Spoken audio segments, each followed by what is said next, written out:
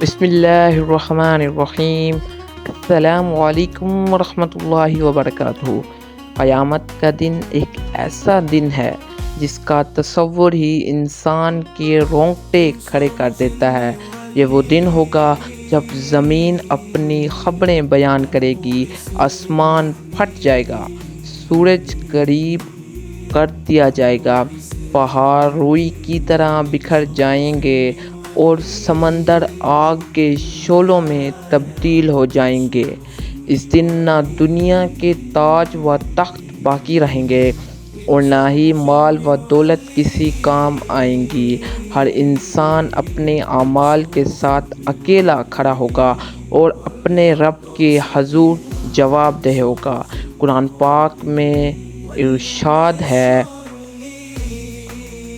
وہ دن ہوگا جب انسان اپنے بھائی، ماں، باپ، بیوی اور بچوں سے بھاگے گا۔ اس ہولناک منظر کو سوچ کر ہی دل کانپ اٹھتا ہے۔ ایسے دن میں سب سے بڑی تمنا یہی ہوگی کہ کسی طرح اللہ کی رحمت حاصل ہو جائے، کوئی ہماری سفارش کر دے تاکہ ہم جہنم کے عذاب سے بچ سکیں اور جنت کی نعمتوں میں داخل ہو سکیں۔ اس لیے قرآن و حدیث میں شفاعت کا بار بار ذکر آیا ہے۔ شفاعت کا مطلب ہے سفارش، اور قیامت کے دن سب سے بڑی سفارش ہمارے پیارے نبی حضرت محمد مصطفیٰ صلی اللہ علیہ وآلہ وسلم کی ہوگی۔ آپ صلی اللہ علیہ وآلہ وسلم کو اللہ تعالیٰ نے یہ عظیم مقام عطا فرمایا ہے کہ وہ اپنے امتیوں کے لیے اللہ سے سفارش کریں گے اور بے شمار گناہگار آپ کی سفارش سے جنت میں داخل ہوں گے۔ یہ شفاعت مومنون کے لیے سب سے بڑی خوشخبری ہے، لیکن افسوس کی بات یہ ہے کہ یہ سعادت ہر ایک کو نصیب نہیں ہوگی۔ کچھ لوگ ایسے بھی ہوں گے جنہیں قیامت کے دن حضور صلی اللہ علیہ وآلہ وسلم کی شفاعت نصیب نہیں ہوگی۔ سوچنے کی بات ہے کہ اگر کوئی شخص اس روز نبی رحمت کی سفارش سے محروم ہوگا تو پھر اس کے لیے نجات کا کوئی دروازہ باقی نہیں بچے گا، کیونکہ انبیاء میں سب سے زیادہ مقام حضور صلی اللہ علیہ وآلہ وسلم کا ہے، اور آپ ہی کی شفاعت سب سے بڑی شفاعت ہے۔ اگر یہ دروازہ بھی بند ہو گیا تو پھر عذاب سے بچنے کا کوئی سہارا نہیں۔ اس لیے آج ہمیں یہ جاننا بے حد ضروری ہے کہ وہ کون لوگ ہیں جن کے بارے میں خود نبی کریم صلی اللہ علیہ وآلہ وسلم نے فرمایا کہ میں ان سفارش نہیں کروں گا۔ یہ بات ہمیں جھٹلانے کے لیے کافی ہے، کیونکہ نبی صلی اللہ علیہ وآلہ وسلم کی زبان مبارک سے جو بات نکلتی ہے وہ وحی کے تابع ہوتی ہے۔ جب آپ نے فرما دیا کہ فلاں فلاں شخص کو شفاعت نصیب نہیں ہوگی تو ہمیں ڈر جانا چاہیے اور ان اعمال سے بچنا چاہیے جو ہمیں اس سعادت سے محروم کر سکتے ہیں۔ حدیث پاک میں 3 بڑے گناہگاروں کے بارے میں ذکر ملتا ہے کہ جنہیں قیامت کے دن حضور صلی اللہ علیہ وآلہ وسلم کی شفاعت نہیں ملے گی۔ یہ وہ لوگ ہیں جو دنیا میں اپنے گناہوں پر اصرار کرتے رہے، بار بار توبہ کے باوجود باز نہ آئے اور گناہوں کو معمولی سمجھتے رہے۔ ان میں شراب پینے والا ہے جو اللہ اور اس کے رسول کے واضح احکام کی خلاف ورزی کرتا ہے۔ دوسرا وہ ہے جو اپنے والدین کا نافرمان ہے، حالانکہ والدین کے ساتھ حسن سلوک کو جنت کا راستہ قرار دیا گیا ہے۔ اور تیسرا وہ ہے جو تکبر کرتا ہے اور عاجزی کے بجائے اپنی برائی میں رہتا ہے۔ وہ 3 لوگ یہ بھی ہیں: پہلا، شرابی۔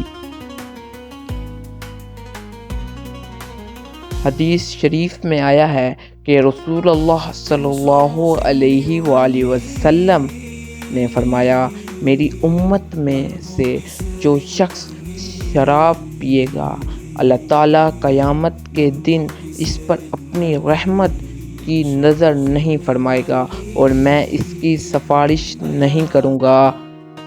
شراب وہ ناپاک چیز ہے جو عقل کو ختم کر دیتی ہے اور انسان کو حیوانوں سے بھی بدتر بنا دیتی ہے۔ شریعت نے اس کو حرام کہا گیا ہے، یعنی برائیوں کی جڑ۔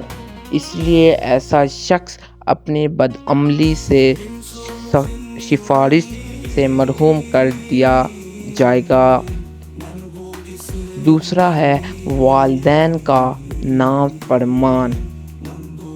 نبی کریم صلی اللہ علیہ وآلہ وسلم نے والدین کی خدمت کو جنت کی کنجی قرار دیا ہے، لیکن جو شخص والدین کا نافرمان ہوتا ہے وہ اللہ کی رحمت سے دور اور نبی کریم صلی اللہ علیہ وآلہ وسلم کی شفاعت سے محروم ہوگا۔ حدیث پاک میں آیا ہے، 3 قسم کے لوگ ہیں جن کی طرف اللہ قیامت کے دن نہ دیکھے گا، نہ انہیں پاک کرے گا اور ان کے لیے دردناک عذاب ہوگا: والدین کا نافرمان، شرابی اور تکبر کرنے والا۔ اس سے صاف ظاہر ہے کہ والدین کی نافرمانی، شراب نوشی اور تکبر انسان کو نبی کریم صلی اللہ علیہ وآلہ وسلم کی شفاعت سے محروم کر دیتے ہیں۔ تیسرا، تکبر کرنے والا۔ تکبر ایک ایسی بیماری ہے جس کی وجہ سے سب سے پہلے شیطان مردوں کے جیسا ہو جاتا ہے۔ نبی کریم صلی اللہ علیہ وآلہ وسلم نے فرمایا، جس کے دل میں رائی کے دانے کے برابر بھی تکبر ہوگا وہ جنت میں نہیں جائے گا۔ ایسا شخص اللہ کے سامنے جھکنے کے بجائے اپنی برائی میں ڈوبا رہتا ہے۔ قیامت کے دن جب ہر کوئی سفارش کا امیدوار ہوگا، متکبر انسان نبی کریم صلی اللہ علیہ وآلہ وسلم کی شفاعت سے بھی محروم ہو جائے گا۔ یہ وہ 3 بد نصیب لوگ ہیں جن کے بارے میں نبی کریم صلی اللہ علیہ وآلہ وسلم نے فرمایا کہ میں ان کی سفارش نہیں کروں گا: شرابی، والدین کا نافرمان اور متکبر۔